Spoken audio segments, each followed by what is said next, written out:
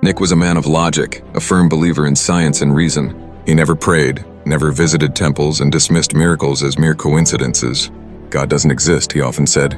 Only hard work and reality matter. One day, tragedy struck. His only son, Ethan, was diagnosed with a rare and fatal disease. Doctors tried everything, but the reports were grim. Prepare for the worst, they told him. Nick, who always relied on science, found himself helpless. His wife, Lisa, was a firm believer in God. She spent nights praying and visiting temples. Have faith, she urged Nick. But he remained stubborn. One evening, completely shattered, Nick sat alone in the hospital's prayer room.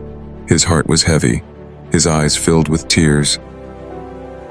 He looked at the idol in front of him and whispered, "If you are real, prove it. Save my son." A week passed. Then something astonishing happened. Ethan's condition, which had been deteriorating rapidly, suddenly improved. The doctors were baffled. "It's a miracle," they said. "Medically, we can't explain this recovery." Nick couldn't believe it. His son, who was at death's door, was now laughing and playing. Something inside him shifted. He remembered his desperate plea to God. Tears rolled down his face. He went to the temple and folded his hands. For the first time in his life, he whispered, "Thank you." From that day on, Nick's heart changed. He still believed in science, but now he also believed in something beyond, something divine. Because sometimes when logic ends, faith begins.